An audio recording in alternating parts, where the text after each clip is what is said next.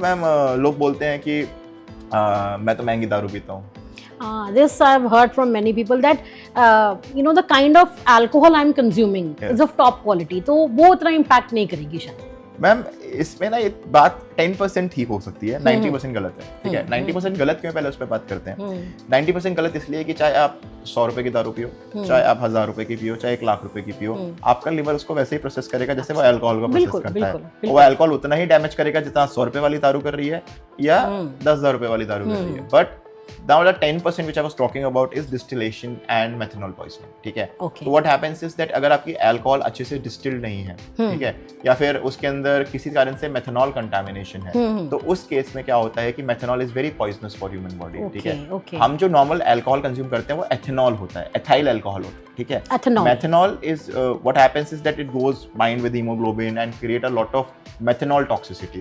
तो इसीलिए इवन जिन लोगों को मेथनॉल टॉक्सिसिटी होती है उनको फिर एथेनॉल दिया जाता है टू रिप्लेस, क्योंकि मेथनॉल और एथेनॉल कॉम्पिटिटिव बाइंडिंग करते हैं एक दूसरे के साथ. तो मेथनॉल पॉइजनिंग का इलाज भी एथेनॉल से ही होता है. ठीक है.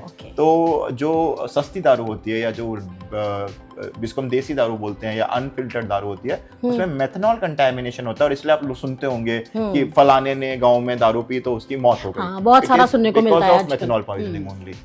And finally I would say that alcohol doesn't destroy a single person. Absolutely. It destroys families. Yes, it destroys the nation's economy. क्योंकि अगर आप जाके सरकारी अस्पताल में देखोगे ना तो 50% मेल्स जो वहाँ पे हैं वो it's because of alcoholic liver disease. And recent trends में मतलब पहले इंडिया में फीमेल्स इतना अल्कोहल ड्रिंक नहीं करती थी, पता है, हमारे सोशल नॉर्म और कल्चर इस चीज को अलाउ नहीं करते थे.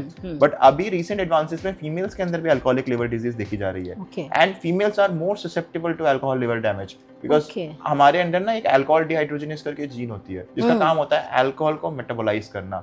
उसका जो रिप्रेजेंटेशन है फीमेल्स में वो रिलेटिवली वे लेस है देन मेल्स के कंपैरिजन में. तो males can tolerate alcohol more relative to females, इसलिए भी females are more sensitive to alcohol liver damage. तो I won't suggest कि आप alcohol consume करें. और also इसमें जो एक ये thought होता है कि आज मैं खुश हूँ तो दारू पी लेता हूँ, पार्टी है तो दारू पी लेता हूँ, you need some occasion too.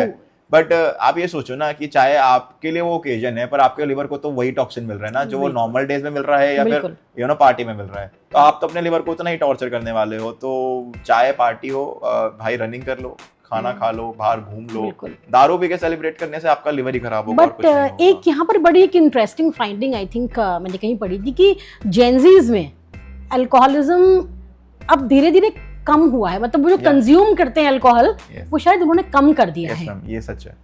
This is true because Gen Zs are, I guess, more sensitive towards their health and body.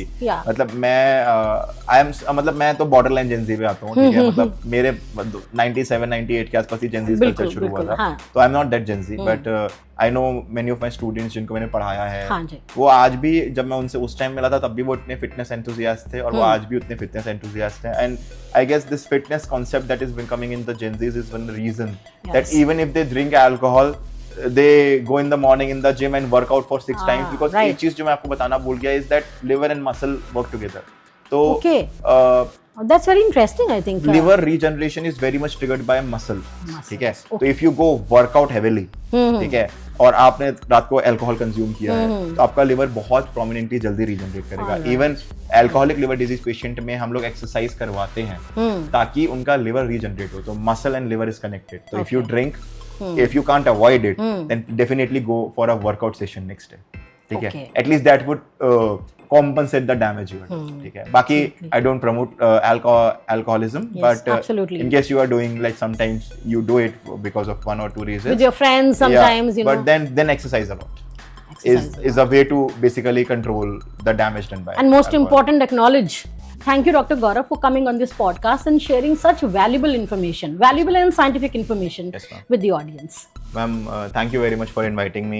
It was my privilege to be here and मुझे भी आपसे बहुत सारी चीज़ें सीखने को मिली, साइकोलॉजिकल एस्पेक्ट्स, आपका जो एक्सपीरियंस है. एंड जाने से पहले मैं एक लाइन बोलना चाहूँगा कि हमारे जैसे कैनाबिनॉइड्स THC से आते हैं या कैनाबिनस से आते हैं, ऐसे हमारी बॉडी भी खुद के कैनाबिनॉइड्स बनाती है जिसको हम बोलते हैं आनंदमाइड. और आपके चैनल का नाम भी आनंदम है. तो हम अपने आनंद से आनंदमय बनाए rather than दूसरे कैनाबिनॉइड्स पे डिपेंड करें. Such a wonderful thing you have said. Yes, yes. Thank you so much for this. तो And आनंदम. Anandam.